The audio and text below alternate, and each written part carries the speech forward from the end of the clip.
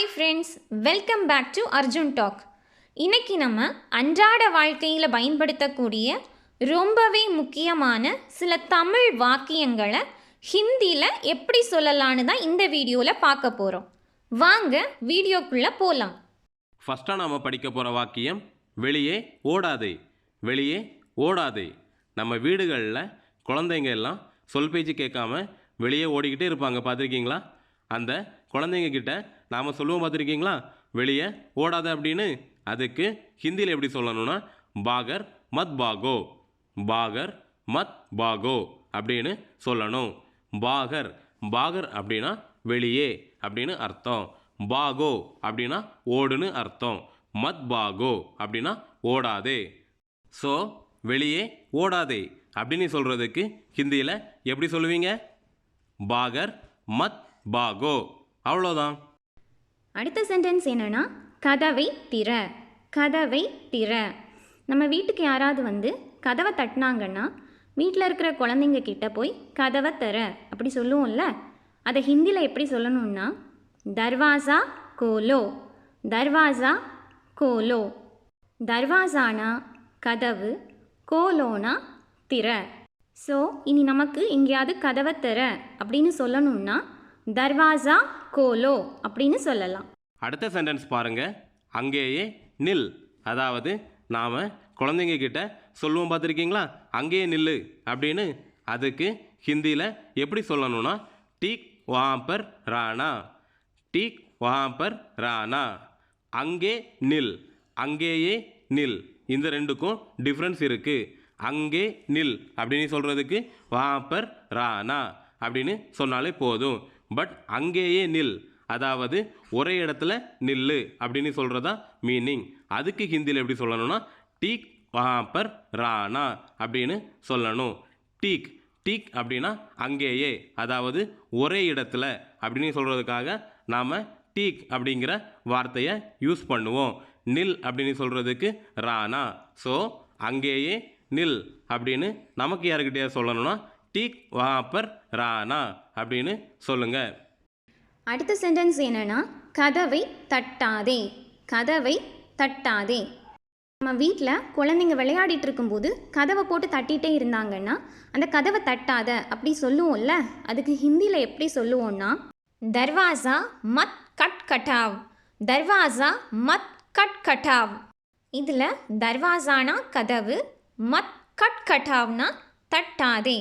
So நமக்கு யார்கிட்டையாவது கதவை தட்டாத அப்படின்னு ஹிந்தியில் சொல்லணும்னா தர்வாசா மத் கட் கட்டாவ் அப்படின்னு சொல்லலாம். இதே மாதிரி கதவை தட்டு அப்படின்னு யார்கிட்டையாவது ஹிந்தியில் சொல்லணும்னா தர்வாசா கட் கட்டாவ். தர்வாசா கட் கட்டாவ் அப்படின்னு சொல்லலாம். ஸோ இதில் ரெண்டு சென்டென்ஸ்க்கும் டிஃப்ரென்ஸ் உங்களுக்கே தெரிஞ்சிருக்கும். தட்டு அப்படின்னு ஹிந்தியில் சொல்லணும்னா கட் கட்டாவ். அதுவே தட்டாதே அப்படின்னு சொல்லணும்னா மத் கட் கட்டாவ். அவ்வளோதாங்க, ஹிந்தி ஈஸியாக கற்றுக்கலாம். நாம் அடுத்ததாக படிக்க போகிற வாக்கியம் என்னென்னு பார்த்தீங்கன்னா பள்ளிக்கு கிளம்பு. அதாவது நம்ம வீடு பக்கத்தில் உள்ள சின்ன பிள்ளைங்க கிட்டலாம் ஸ்கூல் டைம் ஆனதுமே நம்ம அவங்கக்கிட்ட சொல்லுவோம்ல பள்ளிக்கு கிளம்பு அப்படின்னு. அதுக்கு ஹிந்தியில் எப்படி சொல்லணும்னா ஸ்கூல் ஜானா. ஸ்கூல் ஜானா. இதில் பள்ளிக்கு ஹிந்திலையும் ஸ்கூல்னு தான் சொல்லுவாங்க மோஸ்ட்லி எல்லா இடங்கள்லையும். கிளம்பு அல்லது போ அப்படின்னு சொல்கிறதுக்கு ஹிந்தியில் ஜானா. ஆக்சுவலாக ஸ்கூலோட எக்ஸாக்ட் ஹிந்தி வேர்டு என்னென்னு பார்த்தோன்னா வித்யாலய். வித்யாலய்.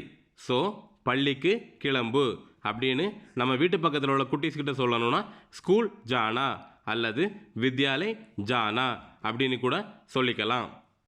நெக்ஸ்ட் சென்டென்ஸ் என்னன்னா கவனமாக செல். கவனமாக செல். நம்ம குழந்தைங்க எல்லாம் ஸ்கூலுக்கோ அல்லது விளையாடவோ போகும்போது கவனமாக போ அல்லது கவனமாக செல் அப்படின்னு சொல்லுவோம்ல, அதுக்கு ஹிந்தியில் எப்படி சொல்லணும்னா தியான் சே ஜாவ். தியான் சே ஜாவ். இதில் தியான் அப்படின்னா கவனம், தியான் சே அப்படின்னா கவனமாக. ஸோ கவனம்னு சொல்கிறதுக்கு தியான்னு சொன்னாலே போதும். ஆனால் நம்ம இங்கே கவனமாக அப்படின்னு சொல்கிறதால தியான் சே அப்படின்னு சொல்லணும். ஜாவ் அப்படின்னா செல் அல்லது போ அப்படின்னு அர்த்தம். ஸோ இனி நம்ம யார்கிட்டையாவது கவனமா போ அப்படின்னு ஹிந்தியில் சொல்லணும்னா தியான் செய் ஜாவ், தியான் செய் ஜாவ் அப்படின்னு சொன்னால் போதும். அடுத்த சென்டென்ஸ் நன்றாக உறங்கு. நன்றாக உறங்கு. நம்ம வீடுகளில் குழந்தைங்கலாம் தூங்க போகும்போது நாம் அவங்கக்கிட்ட சொல்லுவோம் பார்த்துருக்கீங்களா, நல்லா தூங்கு அப்படின்னு. அதுக்கு ஹிந்தியில் எப்படி சொல்லணும்னா அச்சே சே சோ, அச்சே சே சோ. அச்சே சே அப்படின்னா நன்றாக அப்படின்னு அர்த்தம். சோ, சோ அப்படின்னா தூங்கு அப்படின்னு அர்த்தம். தூங்கு அப்படின்னு சொல்கிறதுக்கு சோ அப்படின்னு சொல்லலாம், அல்லது சோஜாவ், சோஜாவ் அப்படின்னு கூட சொல்லிக்கலாம். நெக்ஸ்ட் சென்டென்ஸ் என்னன்னா துணிகளை துவை, துணிகளை துவை, துணியை துவை. இது நம்ம வீட்டில எல்லாம் அடிக்கடி யூஸ் பண்ணக்கூடிய ஒரு சென்டென்ஸு. இதை நம்ம இப்படி ஹிந்தியில் சொல்லலான்னா கப்படே தோலோ, கப்படே தோலோ. இதில் கப்படானா துணி, தோலோனா துவை. சென்டென்ஸாக யூஸ் பண்ணும்போது கப்படே தோலோ இந்த மாதிரி சொல்லணும். ஸோ இனிமேல் நம்ம வீட்டில் துணியை துவை அப்படி சொல்கிறதுக்கு பதிலாக ஹிந்தியில் கப்படே தோலோ அப்படின்னு சொல்லலாம். அடுத்த வாக்கியம் வெயிலில் காயவை. வெயிலில் காயவை. அதாவது நம்ம வீடுகளில் நம்ம துணி துவைச்சி முடித்ததும் வெயிலில் கொண்டு காயவை அப்படின்லாம் சொல்லுவாங்க, கேட்டிருக்கீங்கல்ல. அதுக்கு ஹிந்தியில் எப்படி சொல்லணும்னா தூப் மே சுகாவ், தூப் மே சுகாவ் அப்படின்னு சொல்லணும். வெயில், வெயிலுக்கு ஹிந்தியில் தூப் அப்படின்னு சொல்லுவாங்க. தூப் மே, தூப் மே அப்படின்னா வெயிலில் அப்படின்னு அர்த்தம். காயவை, காயவை அப்படின்னு சொல்கிறதுக்கு ஹிந்தியில் சுகாவ், சுகாவ். ஸோ இனிமேல் வெயிலில் காயவை அப்படின்னு நம்ம வீட்டில் உள்ளவங்க கிட்ட சொல்லணும்னா தூப் மே சுகாவ் அப்படின்னு ஹிந்தியில் சொல்லுங்கள்.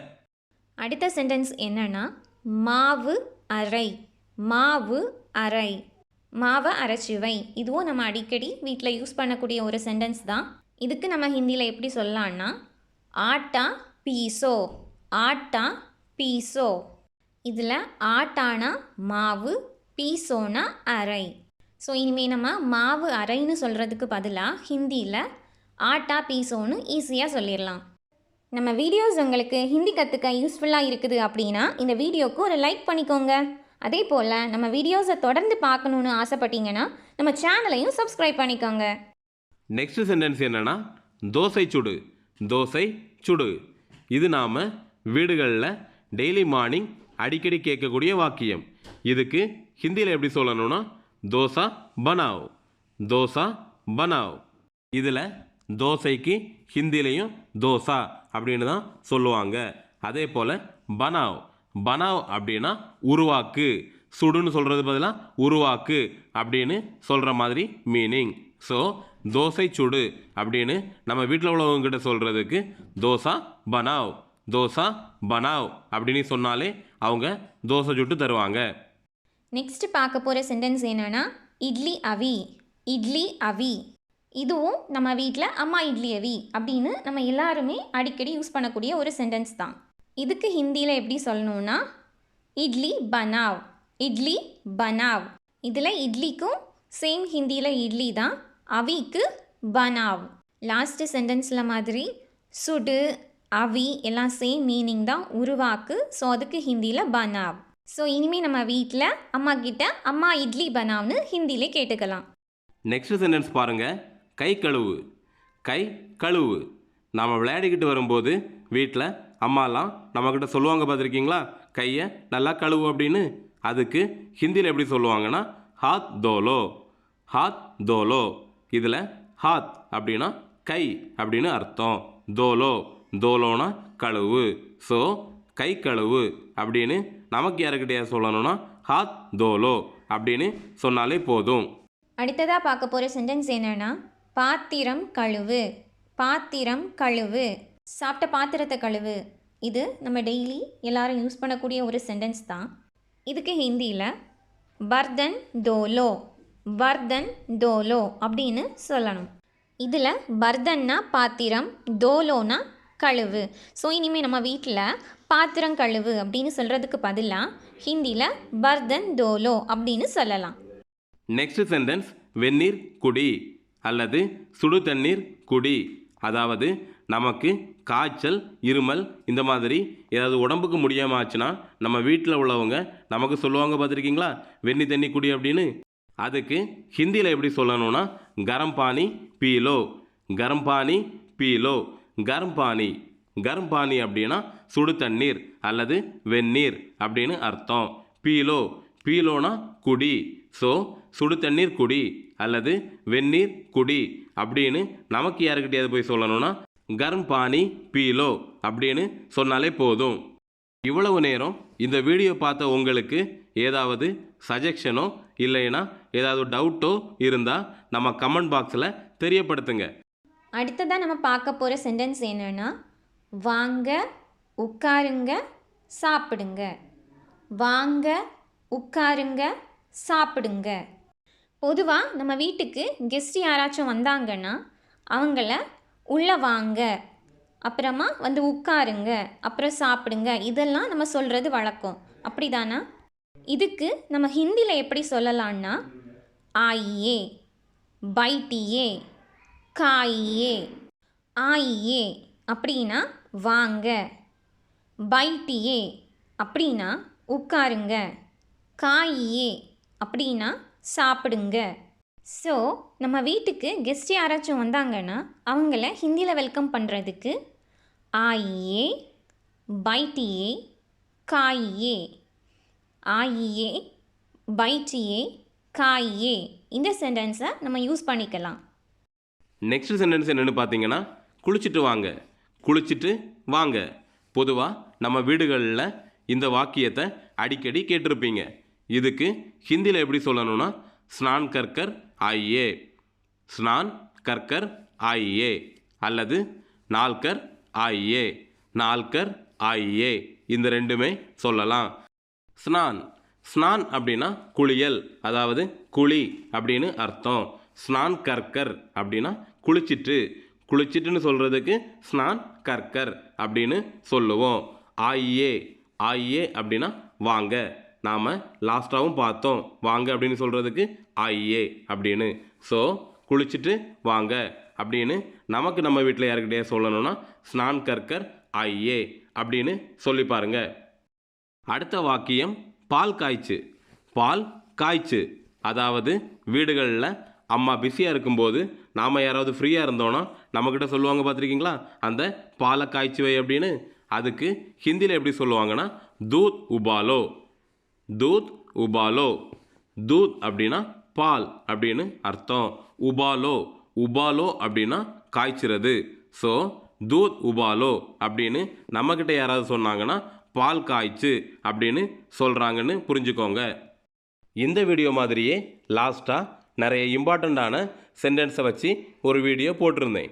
அந்த வீடியோ பார்க்காதவங்களுக்காக அதோட லிங்கை டிஸ்கிரிப்ஷன்லையும் ரைட் டாப் கார்னர் ஐகான் பட்டன்லையும் கொடுத்துருக்குறேன். தேவைப்படுறவங்க பார்த்துக்கோங்க. மீண்டும் ஒரு அழகான வீடியோவோட உங்களை எல்லாம் திரும்பவும் சந்திக்கிறேன். நன்றி, வணக்கம்.